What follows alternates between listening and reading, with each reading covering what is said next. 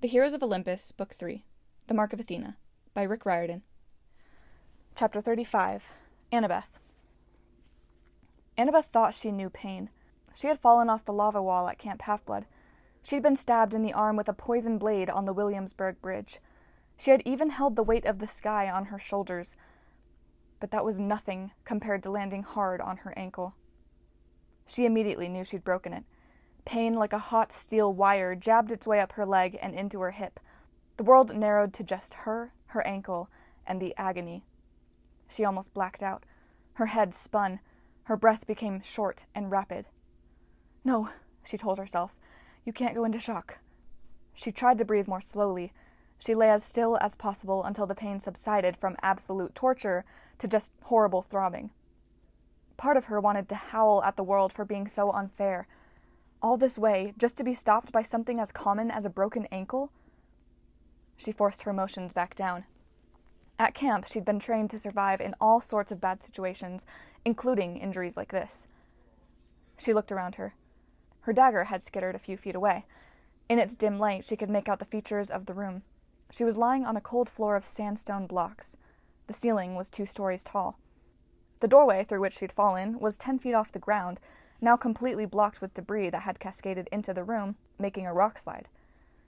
Scattered around her were old pieces of lumber, some cracked and desiccated, others broken into kindling. Stupid, she scolded herself. She'd lunged through that doorway, assuming there would be a level corridor or another room. It had never occurred to her that she'd be tumbling into space. The lumber had probably once been a staircase, long ago collapsed. She inspected her ankle. Her foot didn't appear too strangely bent. She could feel her toes. She didn't see any blood. That was all good. She reached out for a piece of lumber. Even that small bit of movement made her yelp. The board crumbled in her hand. The wood might be centuries old, or even millennia. She had no way of knowing if this room was older than the Shrine of Mithras, or if, like the labyrinth, the rooms were a hodgepodge from many eras thrown randomly together. "Okay," she said aloud, just to hear her voice. "Think, Annabeth. Prioritize." She remembered the silly wilderness survival course Grover had taught her back at camp. At least, it had seemed silly at the time. First step, scan your surroundings for immediate threats. This room didn't seem to be in danger of collapsing. The rock side had stopped. The walls were solid blocks of stone with no major cracks that she could see. The ceiling was not sagging. Good. The only exit was on the far wall, an arched doorway that led into darkness. Between her and the doorway, a small brickwork trench cut across the floor, letting water flow through the room from left to right. Maybe plumbing from the Roman days? If the water was drinkable, that was good too. Piled in one corner were some broken ceramic vases, spilling out shriveled brown clumps that might once have been fruit. Yuck. In another corner were some wooden crates that looked more intact, and some wicker boxes bound with leather straps. So, no immediate danger, she said to herself. Unless something comes barreling out of that dark tunnel. She glared at the doorway, almost daring her luck to get worse. Nothing happened. "Okay," she said. "Next step, take inventory." What could she use? She had her water bottle, and more water in that trench if she could reach it. She had her knife. Her backpack was full of colorful string. Whee! Her laptop, the bronze map, some matches, and some ambrosia for emergencies. Ah, yeah. This qualified as an emergency. She dug the godly food out of her pack and wolfed it down. As usual, it tasted like comforting memories. This time it was buttered popcorn. Movie night with her dad at his place in San Francisco. No stepmom, no brothers, just Annabeth and her father, curled up on the sofa watching sappy old romantic comedies. The ambrosia warmed her whole body. The pain in her leg became a dull throb. Annabeth knew she was still in major trouble. Even ambrosia couldn't heal broken bones right away. It might speed up the process, but best case scenario, she wouldn't be able to put any weight on her foot for a day or more. She tried to reach her knife, but it was too far away. She scooted in that direction.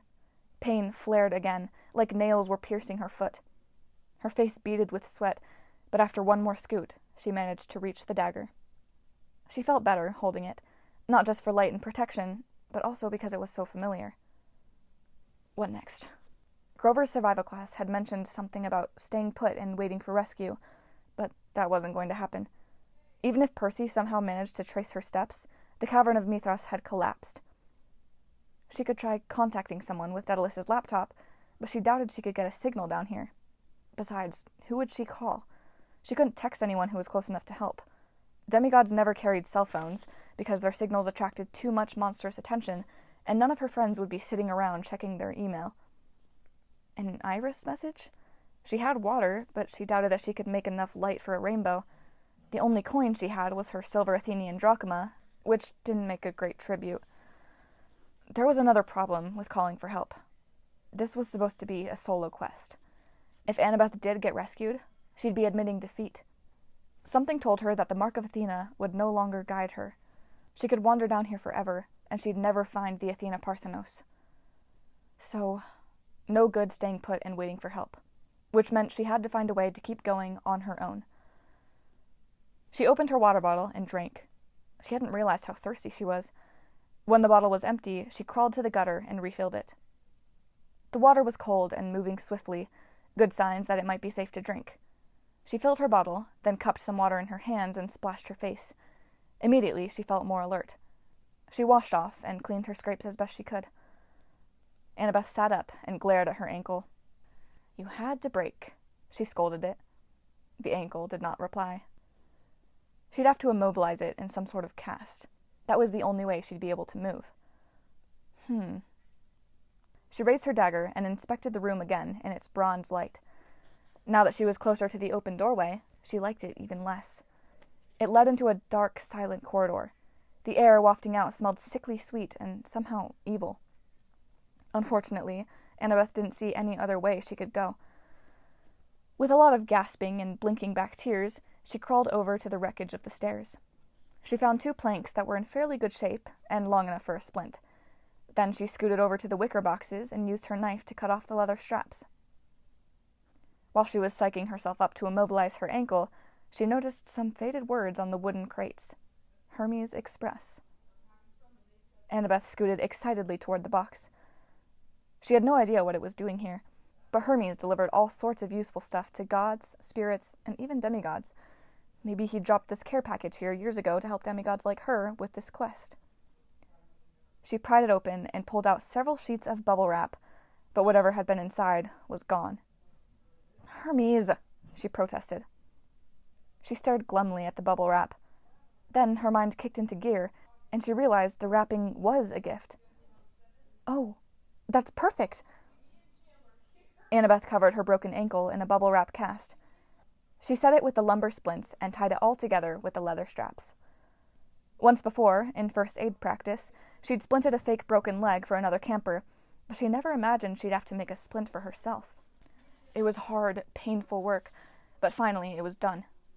She searched the wreckage of the stairs until she found part of the railing, a narrow board about 4 feet long that could serve as a crutch.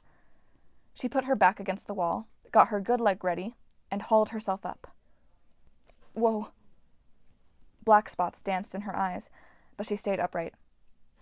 "Next time," she muttered to the dark room, "just let me fight a monster. Much easier." Above the open doorway, the Mark of Athena blazed to life against the arch.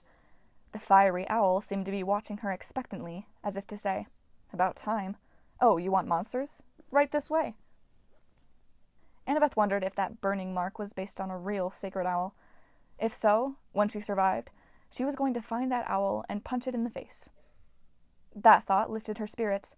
She made it across the trench and hobbled slowly into the corridor.